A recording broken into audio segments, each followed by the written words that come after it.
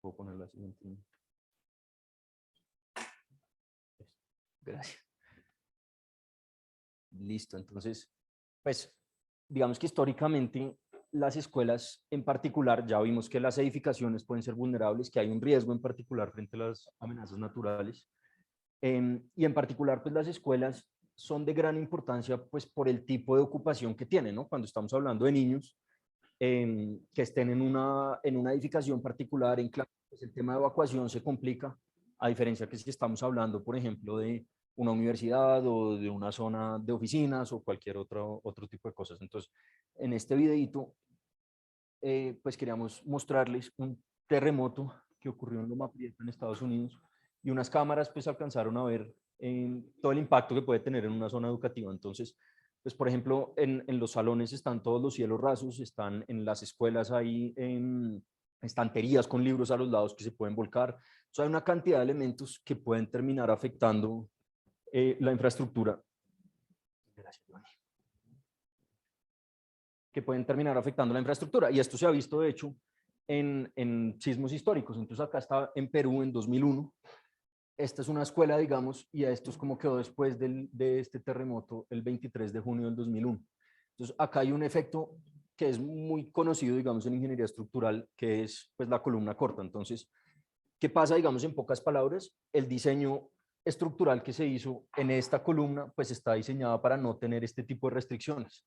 Entonces, pues, usualmente como le enseñan a uno en la clase de diseño estructural, pues uno confina aquí una zona, confina al final y ya con eso funciona bien. Sin embargo, al ponerle este tipo de restricciones a los lados, entonces lo que estoy haciendo es generando que todo el movimiento ocurra acá y este pedazo de la viga no está diseñado para esos desplazamientos, esas deformaciones. Entonces, pues empieza a ocurrir este tipo de fenómenos como se ve acá, como se ve acá también, o como se ve acá, que puede ser más crítico. Y el tema de la columna corta, pues no es solo grave que pase esto, que es muy grave, sino que, como van a ver en unas fotos ahorita, pues lo que puede ocurrir es que se genere un piso débil y termine colapsando toda una planta.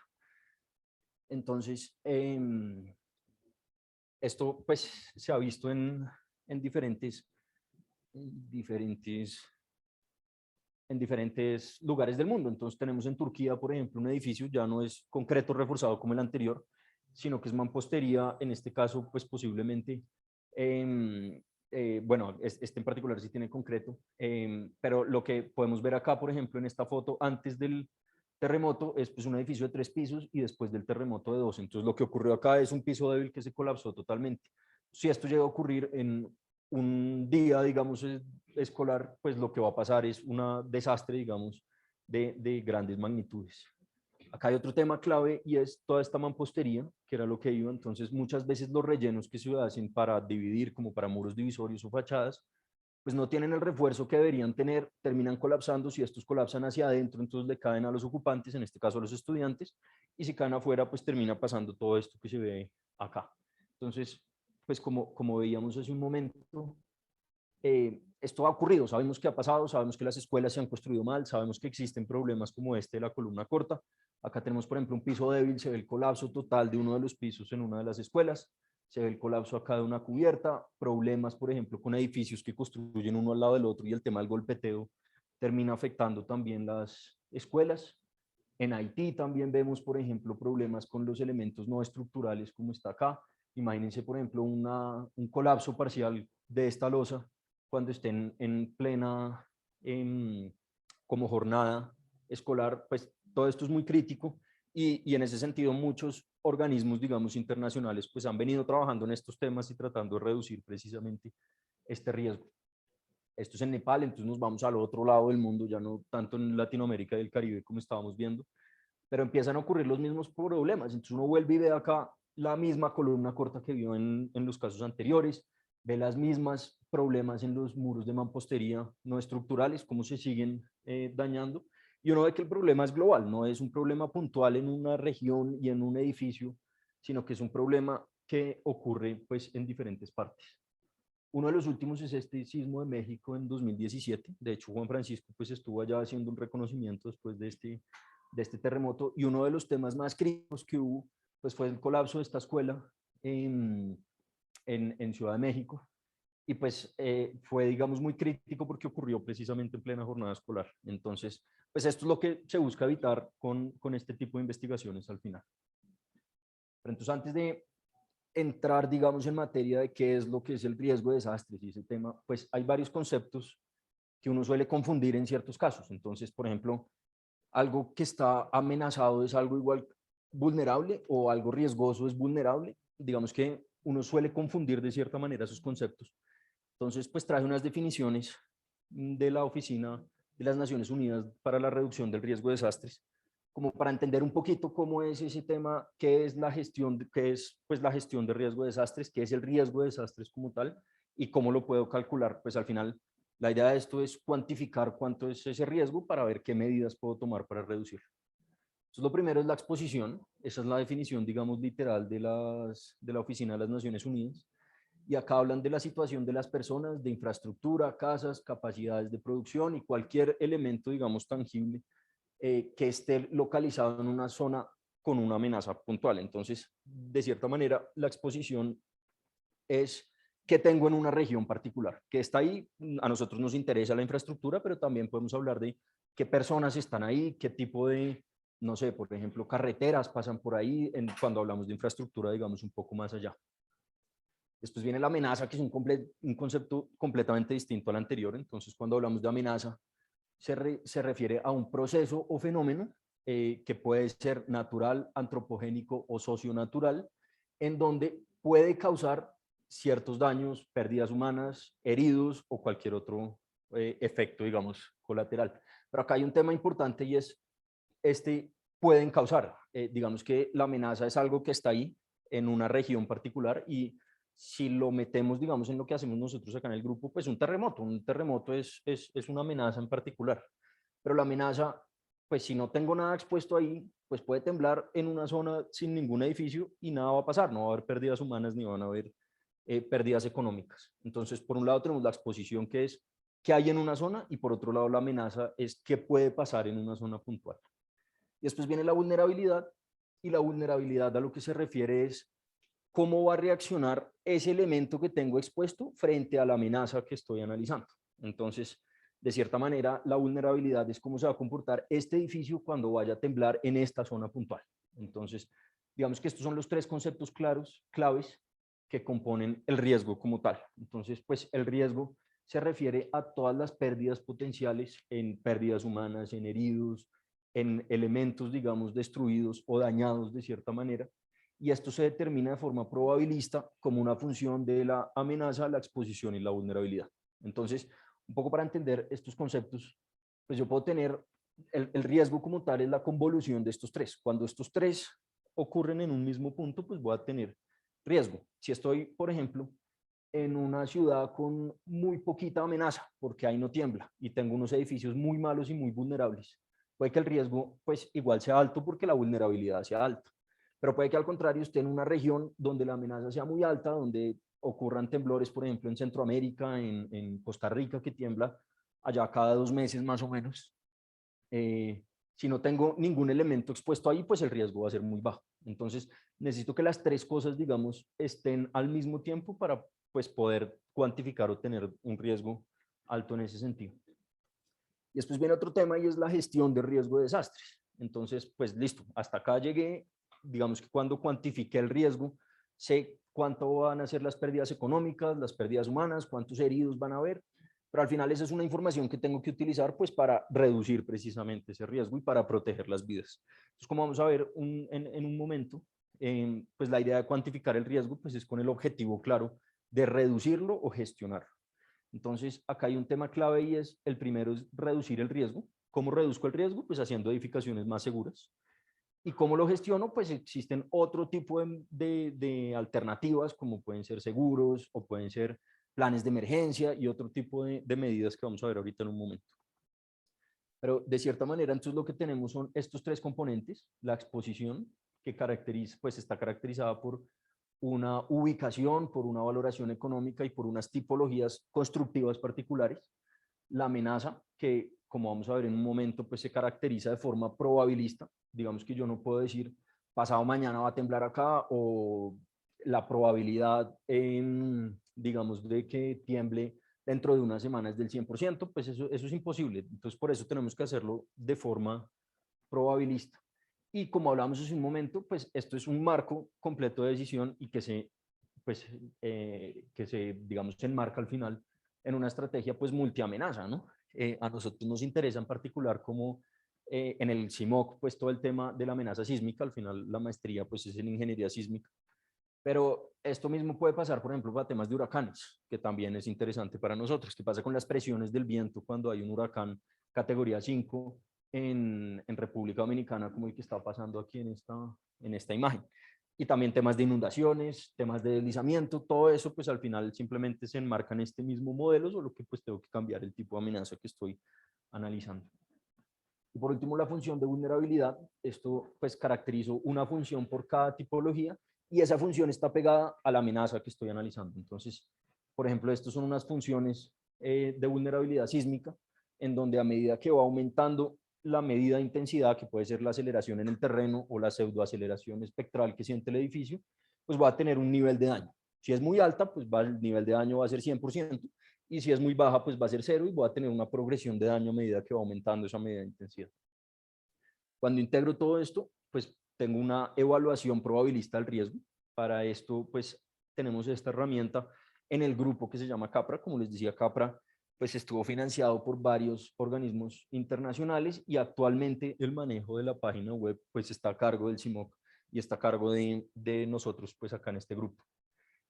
Y pues, ¿qué vamos a tener con esta evaluación? Pues algunas métricas económicas, en particular pues las pérdidas anuales esperadas o la pérdida máxima probable, que son unas medidas fundamentales pues para identificar la reducción del riesgo y para identificar, digamos, otro tipo de condiciones. Si yo voy, por ejemplo, a asegurar una infraestructura particular, pues me interesa saber esta pérdida máxima probable, porque ese va a ser el valor asegurable que yo tengo que negociar con una aseguradora más adelante. Pero no solo el tema es económico, pues también me interesa temas humanos, cuánta gente, por ejemplo, va a verse afectada por un riesgo particular. Cuando hablamos de las escuelas, esto pues es particularmente complicado, digamos, de entender y en general, en cualquier caso, porque pues yo no puedo contar que los estudiantes estén todo el tiempo entre el salón. Realmente los estudiantes van a estar solo durante las clases en el salón y solo entre semana, los fines de semana no van a estar. Entonces me toca hacer un modelo, digamos, también de ocupación humana que se puede llevar a cualquier otro tipo de infraestructura. Si hablamos de, no sé, viviendas, pues la gente va a estar en sus viviendas por las noches y usualmente va a estar en el trabajo en el día. Entonces, digamos que esto es otro tema que se puede analizar con estas herramientas, aunque lleva como un nivel más allá de dificultad. Y después viene otro tema que es la interrupción del tiempo. Entonces, hoy en día, no sé si ustedes han escuchado, pero el tema o la palabra resiliencia pues está muy de moda también en el sentido que buscamos que la infraestructura sea resiliente. Y la resiliencia al final es, pues por definición, la capacidad de recuperarse después de que ocurra un evento particular. Entonces, pues me interesa saber esos tiempos de interrupción, porque yo puedo priorizar pues una infraestructura u otra o una escuela u otra, dependiendo también de este criterio. Y al final todas estas métricas, pues al final las necesito después para poder gestionar ese riesgo. Entonces, puedo reducir el riesgo. ¿Cómo lo reduzco? Pues haciendo un reforzamiento estructural, por ejemplo, pero me sirve para otras cosas también, por ejemplo, para definir sistemas de alerta temprana para ciertos tipos de amenaza. Puedo definir planes de emergencia o puedo definir planes post-evento. Muchas veces las escuelas las utilizan como refugios después de una amenaza particular. Entonces, pues tengo que tener eso en cuenta porque si las edificaciones, digamos que si estamos en una zona de alta vulnerabilidad o de alto riesgo, pues necesitamos en particular que las escuelas sean suficientemente resistentes pues para poder servir después como refugio para la comunidad. Entonces, no solamente la infraestructura presta el servicio educativo, sino que va a prestar un servicio post-evento también fundamental, que pues es una variable que tengo que incluir en el proceso de toma de decisiones. So, ahorita voy a ir por cada uno de los módulos. Este no es una charla técnica en donde vamos a dar los detalles de cómo se encuentra cada uno, simplemente voy a contarles pues rápidamente cómo un poquito más qué quiere decir cada uno de estos módulos, cómo se puede obtener de forma más conceptual que pues con muchos detalles. Y vamos a ver al final dos casos de estudio de proyectos que hemos trabajado acá en el CIMOC. Entonces, lo primero es la exposición. como hablábamos cuando yo hablo de un elemento expuesto, pues estoy hablando de qué hay en una región puntual, y esto no es tan fácil de definir, porque, por ejemplo, si yo hablo de un país como República Dominicana, estoy hablando de más o menos 6.000 colegios, que alrededor, pues si uno tiene un promedio de 3 edificios por colegio, son 18.000 edificios expuestos en todo el país. Entonces, pues ahí viene un reto gigante y es, tengo que ir a los 18.000 edificios para entender cómo son las características constructivas, y en cada una de esas visitas qué tan profundo tengo que hacer el análisis, porque pues yo puedo ir y tomar unas fotos y devolverme y listo, o puedo ir y puedo sacar unos núcleos y puedo hacer unos ferroscanes y puedo hacer toda una caracterización completa del edificio. Pero el tema es que pues eso no es factible. Yo no puedo ir a 18.000 edificios en un periodo, digamos, de tiempo corto con unos recursos limitados. Entonces, pues me toca empezar a meter otro tipo de herramientas como pues algoritmos de asignación, hacer unas visitas virtuales, llamar a los directores, mirar con, por ejemplo, imágenes aéreas. Y en fin, pues hay muchas estrategias, digamos, para no tener que ir a todos los edificios, pero para caracterizar la infraestructura. Sin embargo, pues aquí viene un tema clave y es la incertidumbre. Digamos que si yo voy a cada uno y hago estudios muy puntuales, pues voy a poder caracterizarlo con una incertidumbre muy baja. A medida que voy simplificando esos procesos, pues voy a tener más incertidumbre. Entonces hay toda una rama, de hecho, pues nosotros lo hemos investigado acá en el grupo, y es cómo hacer estos modelos de exposición más certeros, más fiables, que representen más la realidad. Eh, entonces, pues para eso, hace unos 4 años hicimos un proyecto financiado por el Banco Mundial. Lo hicimos en conjunto con la University College London, en donde diseñamos una librería de infraestructura escolar. Entonces lo que queríamos era ver esas tipologías que están en todo el mundo, como vimos en las fotos hace un rato en las primeras diapositivas. Pues ese problema de la columna corta ocurre acá, en Nepal, en El Salvador, en todo el mundo. Entonces, pues podemos caracterizar unas tipologías que de cierta manera son similares, si bien pues no todos los edificios van a ser exactos, pues sí se van a parecer el comportamiento sobre todo. Y para esto, pues en ese proyecto nos inventamos una taxonomía. Una taxonomía al final es una herramienta para clasificar edificios. Pues no en particular edificios, taxonomías existen en la naturaleza para clasificar mariposas, para clasificar cualquier tipo de cosas. Y en pocas palabras, pues es encontrar unos parámetros que tienen ciertos atributos y que yo, identificando el atributo de cada uno de los edificios en cada uno de esos parámetros, puedo entender un poco el comportamiento estructural del edificio. Entonces, en este caso tenemos 3 parámetros que son los principales. Primero, el sistema estructural. Entonces, si hablamos de concreto reforzado, si hablamos de mampostería reforzada, mampostería confinada, adobes, tapias, mampostería no reforzada, digamos que esos son los posibles atributos que pueden entrar en este parámetro. Tenemos el rango de altura, entonces comportamiento evidentemente va a ser muy distinto para un edificio de un piso que para un edificio de 4 pisos, entonces pues es muy importante.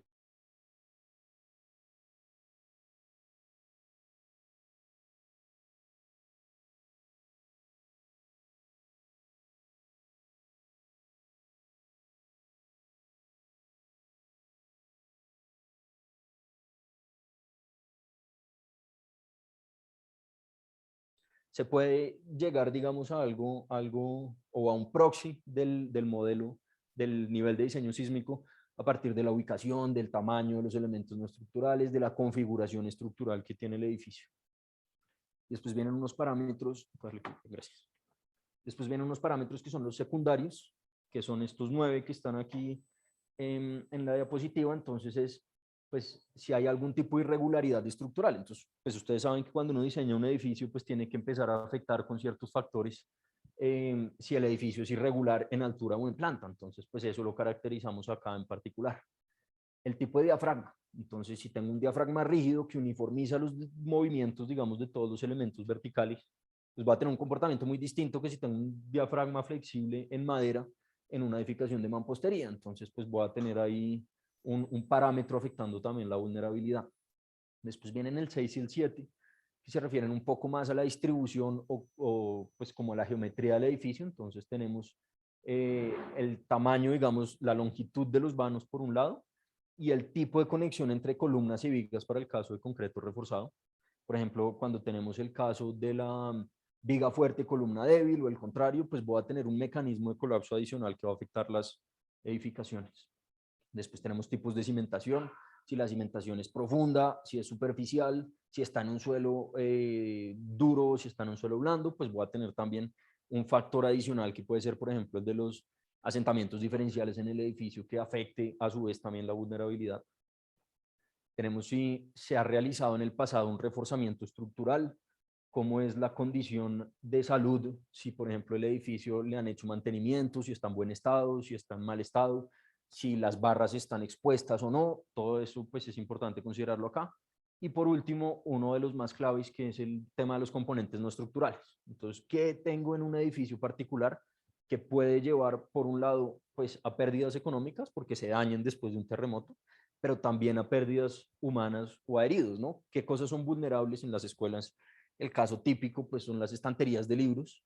Eso es muy fácil pues amarrarlas, digamos, al sistema estructural para evitar que colapsen, pero en la mayoría de los casos no están amarradas. Entonces lo que pasa es que tiembla, puede que el edificio sea muy resistente, la vulnerabilidad muy bajita, pero si los elementos estructurales pues tienen un elemento adicional que van a afectar, digamos, a los ocupantes, pues hay que tenerlo en consideración. Entonces un poco esta taxonomía, yo lo que puedo hacer es por cada uno de los edificios encontrar esa combinación de atributos y empezar a hacer grupos. Cuando tengo, por ejemplo, 18.000 edificios distribuidos en un país, pues puedo identificar esos edificios que se parecen unos con otros para encontrar una cosa que denominamos en inglés los index buildings, que son un edificio que representa el comportamiento estructural de un grupo grande de edificios. Entonces, de cierta manera, pues esto me sirve porque identificando este edificio particular, pues puedo identificar entonces medidas de reforzamiento genérico. Puedo decir, por ejemplo, este edificio que es de concreto reforzado, pues le voy a poner unas diagonales de acero buenísimas y eso, ese tipo de reforzamiento, pues es el tipo de reforzamiento que voy a implementar en todos los edificios en ese grupo particular. Pero si tengo uno de mampostería simple, entonces pues el reforzamiento va a ser darle cierta ductilidad a esos elementos de mampostería simple y ese es un tipo de reforzamiento que yo puedo cuantificar cuánto vale por metro cuadrado y con eso cuantificar cuánto me cuesta reforzar todos los edificios en el portafolio. Después tenemos el modelo de amenaza, como ya vemos, exposición se refiere a las características de lo que tengo en una zona expuesto. La amenaza al final, pues es algo más de lo que ha ocurrido en esa zona y lo que puede ocurrir a futuro. Entonces, si miramos el caso de los terremotos, pues ¿cuál información tengo? Pues el catálogo histórico de terremotos. Me toca ir a ver qué es lo que ha pasado antes. Y para esto, pues también hay un área de investigación gigante porque los registros realmente buenos de terremotos pues están en los últimos 50 años, hay registros de los últimos 100 años, pero pues en la historia de la Tierra se remonta mucho más que eso. Entonces no sabemos realmente, por ejemplo, si puede pasar un terremoto mucho más fuerte del que ha pasado en los últimos 100 años. Si estamos hablando de terremotos con periodos de retorno de 1000 años, por ejemplo, pues probablemente no lo hemos registrado. Entonces pues se vuelve importante entender cuál es la capacidad, digamos, de cada una de las fallas.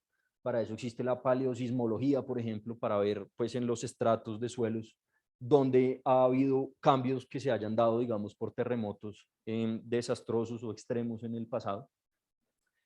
Y aquí viene un tema y es caracterizar pues las fuentes que generan esos terremotos. Entonces, pues hay dos tipos principales de fuentes, que son las fuentes profundas que se dan por subducción de placas o fuentes corticales o superficiales que también, digamos, se pueden caracterizar en una zona puntual y le puedo asignar entonces esos terremotos históricos a cada una de estas fuentes para entender cómo es la sismicidad del periodo que tengo registrado, pero llevarlo un poco más allá porque como estamos hablando de eventos extremos, pues puede que los más extremos no se hayan registrado. Entonces, pues existe toda una área, digamos, de investigación para ver cómo funciona precisamente ese tema.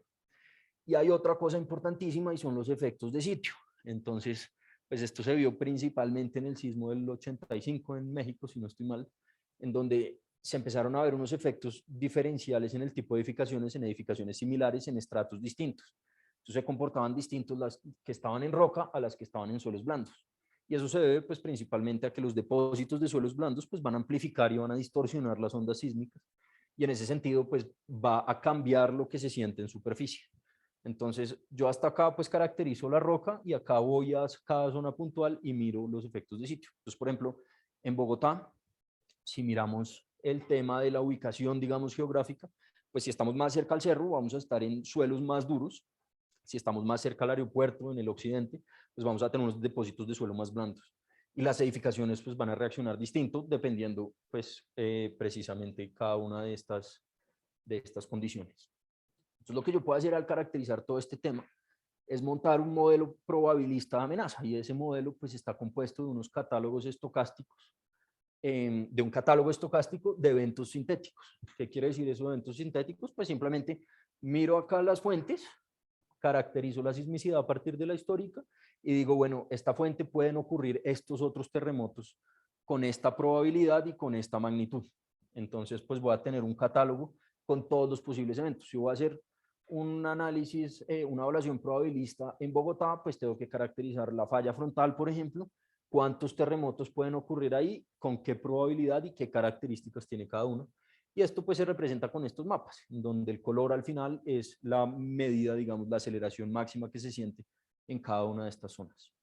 Y para esto, pues digamos que como hablábamos, pues CAPRA es una herramienta que está a cargo del grupo de investigación del CIMOC, y en particular pues está esta herramienta que se llama CAPRA-EQ, que está pues terminando el desarrollo, y es una herramienta que a partir de esa información genera estos modelos. Entonces para esto existen otras herramientas en la literatura, pero esta es una pues hecha digamos acá en casa, y que pues más adelante en una charla de estas pues vendrá una persona pues a explicarnos bien cómo es ese tema, cómo ha funcionado antes, y qué novedades digamos tiene esta herramienta en particular. Pero es un área en la que se necesita mucho trabajo, si bien mucha gente la ha investigado, pues es un área que todavía tiene muchos retos y muchas posibilidades para seguir trabajando. Y por último, pues viene el modelo de vulnerabilidad. Entonces la vulnerabilidad, digamos que cuando ustedes se metan en la literatura a mirar este tema, si a los que les interese, se van a encontrar dos conceptos claves, que uno es fragilidad y el otro vulnerabilidad. Se refieren a lo mismo, pero se interpretan de forma distinta. La fragilidad como tal se representa como una colección de funciones para diferentes estados de daño que relacionan una medida de intensidad con una probabilidad de excedencia.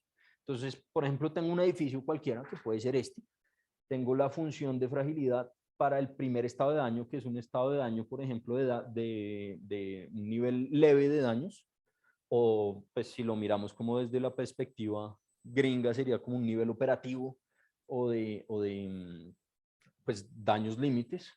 Y lo que tengo es que para medidas de intensidad bajas voy a tener una alta probabilidad de excedencia, es decir, puedo llegar a ese estado de daño muy fácil. Pero tengo otra función, por ejemplo, esta que representa el colapso. Entonces, a medida que aumenta la medida de intensidad, pues voy a tener una probabilidad de excedencia de ese nivel de colapso, pero va a ser mucho más baja que el de daños leves, ¿no? Esto es un approach, digamos, muy europeo. Los europeos trabajan mucho esto, los gringos y pues nosotros en este lado del continente nos hemos metido más por el lado de las funciones de vulnerabilidad.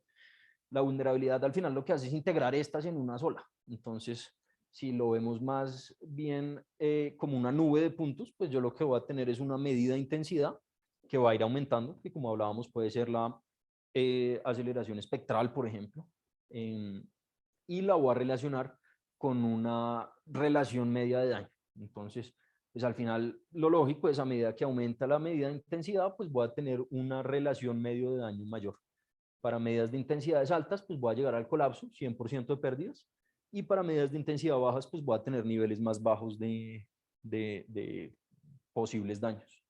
Y esta función va a caracterizar cómo se va a comportar un edificio. Entonces, ¿qué pasa si esta función, por ejemplo, es mucho más inclinada o más parada en este sentido?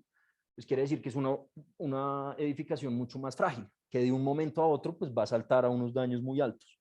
Y eso es típico en mampostería simple. La mampostería simple, por ejemplo, para niveles bajitos pues es relativamente rígida, sin embargo, como esos muros no son dúctiles, pues de un momento a otro, al exceder un nivel de aceleración, pues se van a romper y vamos a llegar al colapso. Si tenemos estas relaciones más inclinadas, digamos, hacia abajo, con una pendiente menor en ese sentido, pues vamos a tener un comportamiento más dúctil, que es realmente lo que uno espera cuando uno diseña un edificio. Entonces, pues, en la clase de diseño estructural, lo primero que le enseñan a uno es que el edificio tiene que ser dúctil. Para eso, pues, ponemos refuerzo, para eso ponemos, digamos, todas las varillas de corte y, en fin, buscando que la edificación no colapse de un momento a otro. Entonces, ese es el tipo de comportamientos para el que diseñamos las edificaciones. Para encontrar, pues, esto, ahí vuelve y juega, hay toda una rama de investigación, en particular, pues, en el marco, digamos, de la plataforma CAPRA. Hay dos programas que ustedes pueden descargar desde la página, que son este Funbull Simplified y este Funbull Components. No voy a entrar aquí en detalle, pues rápidamente lo que uno hace pues es caracterizar el tipo de señales que pueden ocurrir en una zona, define el edificio que quiere modelar, lo modela con un modelito 3D, puede ponerle el terremoto y ver cómo se comporta para obtener unas EDPs, que son los pues, parámetros de demanda sísmica, o puede sacar un pushover y a partir del pushover sacar un proxy de esos parámetros de demanda sísmica. Y con eso puede o venirse por este lado y calcular una función de fragilidad, más del lado como de lo que hacen los europeos, o puede calcular una función de vulnerabilidad, o puede calcular esta y a partir de esta la de vulnerabilidad. Y pues, en fin, hay como les decía, toda una rama que estudia este tema y que está publicando constantemente nuevos métodos para poder caracterizar el comportamiento de las edificaciones. Y una vez tengo ya esto, que es la exposición, como ya vimos que está en una zona, la amenaza, qué va a ocurrir en esa zona y la vulnerabilidad, cómo se va a comportar lo que tengo en esa zona frente a esa amenaza, pues puedo ya calcular el riesgo. Y para eso, pues, tenemos esta herramienta CAPRA, que simplemente uno mete los modelos de cada uno, los 3 modelos que vimos antes, y le calcula ciertas métricas como esta, que es una de las más típicas, que es la curva de pérdida máxima probable, que en inglés, pues, se llama Maximum Probable Losses. O a veces lo invierten Probable Maximum Losses y la llaman comúnmente la curva de PML. Y esta al final lo que relaciona es un periodo de retorno con una pérdida máxima. Entonces, si yo voy a una aseguradora, por ejemplo, y les digo, necesito que me aseguren toda la infraestructura de la Universidad de los Andes, pues ellos tienen que hacer un estudio como este o contratar a alguien que haga un estudio como este. Y pues los Andes tendría que decir a la aseguradora, para 500 años, asegúreme una pérdida máxima probable del orden de 250.000 millones de pesos o lo que sea.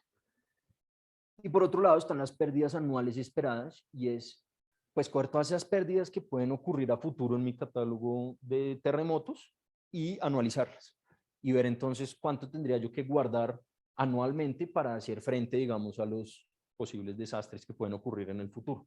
Y esto, si volvemos al contexto de seguros, pues se puede relacionar con cuál es esa prima anual que tengo que pagarle a la aseguradora para que me asegure este valor que hablábamos hace un momento de pérdidas. Y yo estas pérdidas anuales pues las puedo identificar por cada tipología, por cada edificio, por cada región. Si estoy haciendo un análisis sísmico a nivel Colombia, pues puedo identificar cuáles son las pérdidas para Bogotá, para Medellín, para cada una de las regiones, puedo agregarlas o desagregarlas como quiera.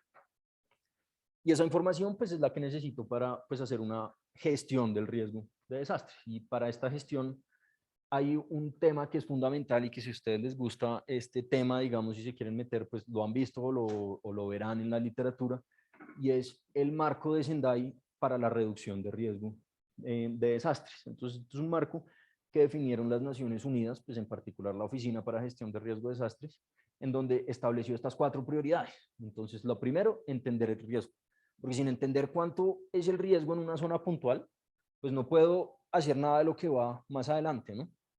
Esto es lo que vimos en todas las diapositivas anteriores, es llegar a cuantificar ese riesgo para poder entender.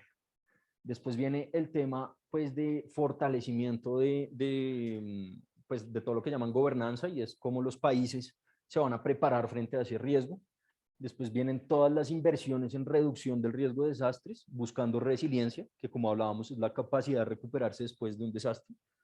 Y por último, pues prepararse bien para esos desastres con sistemas de alerta temprana, sistemas de gestión de emergencias, en fin. Entonces, en particular, lo que hemos estado hablando y lo que vamos a ver ahorita en los casos de estudio, pues es precisamente esto, cómo reducir el riesgo.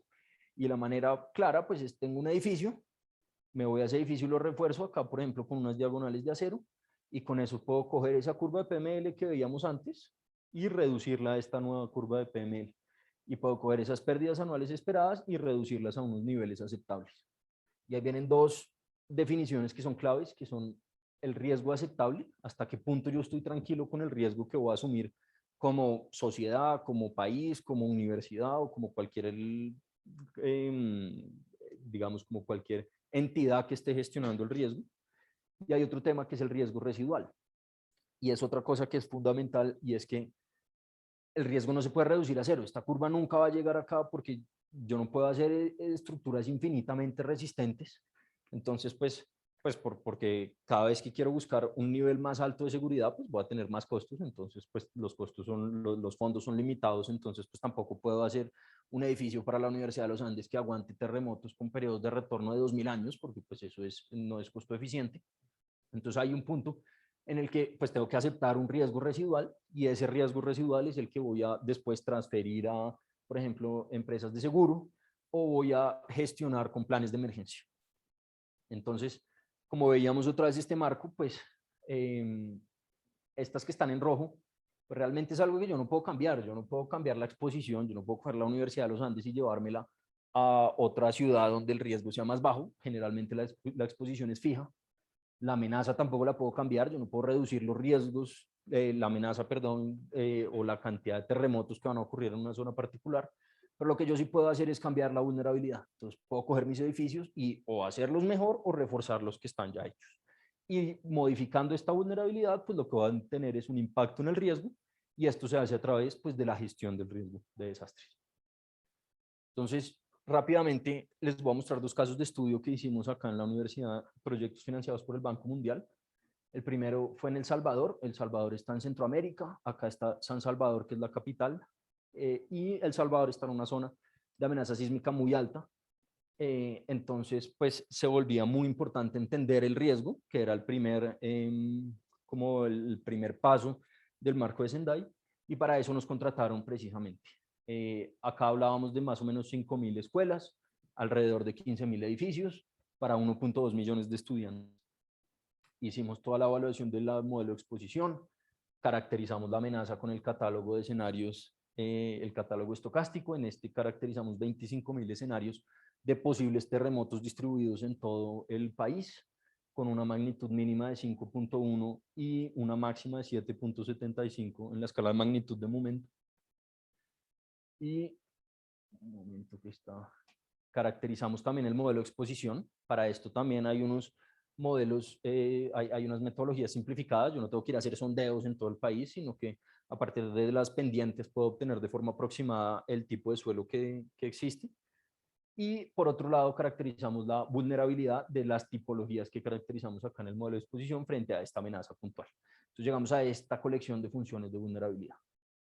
Metimos esos modelos en CAPRA, calculamos pérdidas anuales esperadas del orden de 7.4 al millar con respecto al valor total expuesto y calculamos la curva de PML en donde más o menos para unos 475 años teníamos un 11% de pérdidas. Es decir, que si el portafolio o todas las edificaciones, reconstruir las nuevas, me costaban 100 pesos, pues iba a tener una pérdida máxima probable de 11 pesos para un periodo de retorno de 500 años. Encontramos para cada una de las tipologías cuál era ese valor de pérdidas anuales esperadas. Lo calculamos por departamento, como les decíamos también, uno puede priorizar, por ejemplo, ciertas zonas, ciertas regiones o ciertas tipologías, dependiendo del tipo de gestión que quiera hacer. Y encontramos unos reforzamientos típicos. Entonces, en la mampostería, por ejemplo, podíamos, pues en los edificios de concreto, aislar la mampostería, podíamos reforzar acá con unos marcos de acero, miramos la opción también de reforzar con unos paneles de concreto, como unos muros de concreto, y a partir de eso, pues llegamos a las funciones originales y las reducimos a unas funciones de las edificaciones en un estado reforzado. Y a partir de eso, volvemos a correr otra vez el modelo completo, dejando fija la exposición, fija la amenaza, pero con el nuevo modelo de vulnerabilidad, y con eso, pues vemos que se reducen las pérdidas de esta primera curva a esta, es decir, bajamos del 11% para 500 años al 4% y pasamos de pérdidas anuales esperadas de 7.4 al millar a pérdidas de 2.4 al millar. Esto es reforzando todas las escuelas en el país. Si lo miramos también en los diferentes estados de daño, pues yo puedo mirar para cada uno de los periodos de retorno cuántas edificaciones tengo en el estado de daño de prevención al colapso o de colapso, y puedo ver que reforzándolas, pues las reduzco prácticamente a cero para los periodos de retorno de 475 años o menos. Yo puedo hacer la discretización de este mismo ejercicio por tipologías. Entonces tengo mampostería reforzada de nivel de diseño bajo, nivel de diseño medio, tengo concretos reforzados y veo cómo pasan pues de un estado crítico a un estado pues aceptable, de riesgo aceptable. Entonces, en pocas palabras, acá lo que hicimos pues fue un modelo de riesgo probabilista, calculamos el riesgo actual, miramos unas estrategias de reforzamiento, miramos el riesgo en el estado reforzado y con eso llegamos a proponer una aproximación, digamos, muy estructural y muy ingenieril, es decir, cuál es su límite máximo de reducción del riesgo. Sin embargo, pues aquí viene, es cuánta plata y cuánta capacidad técnica tiene un país para implementar los reforzamientos. ¿Vale la pena reforzar todas las escuelas o me concentro en estas escuelas que están acá en esta parte de prevención al colapso de colapso? Entonces, pues viene después de todo este primer aproximación, un tema de pues ya priorizar intervenciones y todo lo que viene adicional. Y eso les voy a mostrar en este caso ya por terminar de República Dominicana. Estamos ahora en el Caribe, esta es la isla española, acá está Haití y aquí está República Dominicana, esto queda en las Antillas Mayores, arribita, digamos, de Puerto Rico y a un lado de Cuba. Y tenemos en este caso un portafolio similar de escuelas, hablamos de 6.000, en el caso anterior estábamos hablando de 5.000 escuelas. Hicimos lo mismo, un modelo de exposición para caracterizar esas tipologías, esos index buildings que llamábamos. Encontramos en este caso 6 index buildings que representaban el 93% de todos los edificios en el portafolio. Hicimos el mismo modelo, acá encontramos 9.000 escenarios de terremotos, hicimos los modelos de vulnerabilidad, calculamos nuevamente el riesgo, calculamos las pérdidas anuales por tipologías y acá hicimos algo interesante y es graficar estas pues en mapas para ver cómo funciona. Entonces acá tengo las pérdidas anuales esperadas en valor absoluto, es decir, cuánta plata se perdería anualmente para cada una de estas. Y acá no se ve una distribución lógica espacial, pues veo unos puntos como grandes acá y otros acá, pero no le queda muy claro. Sin embargo, yo puedo coger esas pérdidas y dividirlas en el costo del edificio. ¿Cuánto me cuesta reponer ese edificio? Las normalizo, eso se llaman pérdidas relativas, y lo que vemos ahora es como una banda de riesgo acá mucho más alta. Entonces se ve que toda esta zona pues tiene un riesgo mucho más alto que esta. Y eso cuando uno lo compara con los mapas de amenaza, pues lo encuentra muy consistente, porque la amenaza alta en la isla pues es precisamente esa banda donde se encuentran las edificaciones más vulnerables. Para esto, pues cogemos los edificios, el típico reforzamiento de los marcos de acero. Para la mampostería, el reforzamiento, entonces todo esto era mampostería simple, entonces el reforzamiento era construir estas bandas de concreto arriba para darle cierto diafragma rígido, construir unas columnetas en intersecciones y en cualquier vano mayor a 4 metros. Y con eso tendríamos ahora, pues pasaríamos de una edificación de mampostería simple a una de mampostería confinada. Calculamos las funciones de vulnerabilidad en estado reforzado y vuelve y juega, corremos ahora el riesgo, cambiando la vulnerabilidad y vemos precisamente esa reducción del riesgo. Y esa reducción pues la podemos identificar por tipologías y podemos ver cómo pasamos de este mapa, vean que la escala acá es la misma, a este mapa con un riesgo que se podría considerar aceptable en ese sentido. Sin embargo, pues volvemos al problema y es, ¿tengo plata para reforzar todas las escuelas o me toca priorizarlas? Y usualmente el caso es que toca priorizarlas. Entonces, empezamos a meterle un factor, digamos, adicional y es la cantidad de estudiantes que estaban en riesgo en las condiciones actuales para los diferentes periodos de retorno y cómo se reduciría a la medida que voy implementando los reforzamientos. Y pues uno puede empezar a tomar ciertas decisiones. Entonces, pues para diseñar un plan de reducción del riesgo, un plan ya factible, digamos, económicamente, pues planteamos 3 prioridades principales. La primera es reducir el riesgo de muerte o de afectación humana para los estudiantes. Entonces, lo que queríamos con este programa era que todas esas escuelas que van a colapsar, todas las que estaban acá en prevención al colapso o en colapso, pasaran a seguridad de la vida. Eso era lo primero. El segundo es reducir el daño a la infraestructura, que no me cueste tanto repararla. Entonces, de cierta manera, es pasar esas que para periodos de retorno de 225 años estaban en prevención al colapso, pasaran a ocupación inmediata, para que yo pudiera seguir utilizándolas, por ejemplo, como refugio si quisiera más adelante. Y en tercer lugar, teníamos reducir la interrupción del servicio educativo. Entonces es que para esos sismos frecuentes, las edificaciones que están en peor condición, que en este caso es seguridad de la vida, pasaran a un estado operativo. Es decir, que yo pudiera volver a dar clases después de que ocurriera un desastre en esas edificaciones particulares. Y para eso existen varias métricas. Entonces, yo puedo después priorizar, por ejemplo, con un beneficio-costo, calcular pérdidas, calcular cuánto me cuesta reforzarlas y pues a calcular, digamos, esa razón. O puedo meterle también el número de estudiantes para incluir en la toma de decisiones, pues cuánta gente voy a afectar y de cierta manera, con este programa, pues reducir el máximo el máximo riesgo y afectar, digamos, de forma positiva a la mayor cantidad de estudiantes. Entonces, aquí en resumen, pues tenemos lo mismo, un análisis probabilista actual, una reducción del riesgo y vemos cómo podemos protegerlo y con esto se toman decisiones de política pública al final.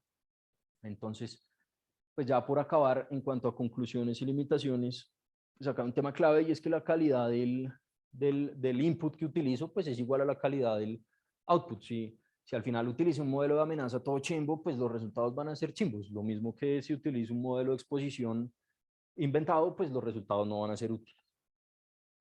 Hay incertidumbres en todo el proceso. Esto en ningún caso es decirle a un gobierno o a un ministro de educación o a un ministerio o a una entidad técnica como si no hacen esto se mueren tantos estudiantes en un periodo de retorno de 100 años, pues eso realmente no es así. Acá no estamos pronosticando qué va a ocurrir en el futuro.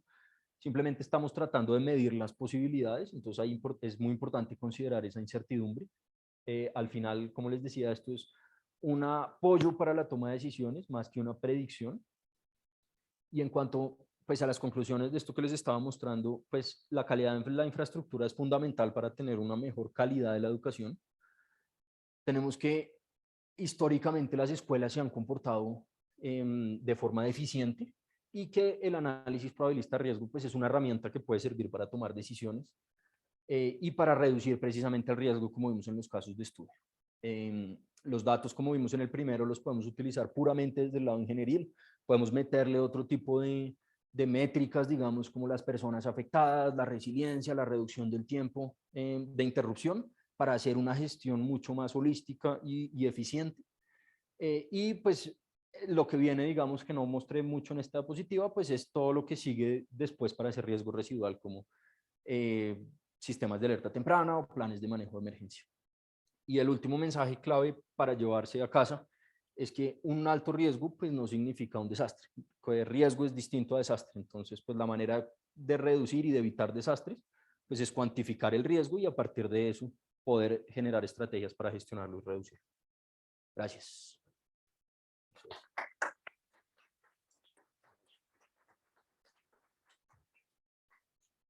No sé si alguien tenga alguna pregunta, ¿cómo gestionamos acá? Listo, pues Rafa, muchas gracias nuevamente. Vamos a entrar en un pequeño espacio para hacer preguntas, dudas. Acá hay muchos compañeros que están recién viendo el tema de diseño estructural, entonces pues se supone que al final vamos a entender aún más este tema. Sin embargo, ¿alguien tiene alguna pregunta puntual en algún pedazo de la presentación? Aprovechando que Rafael está con nosotros para responderla.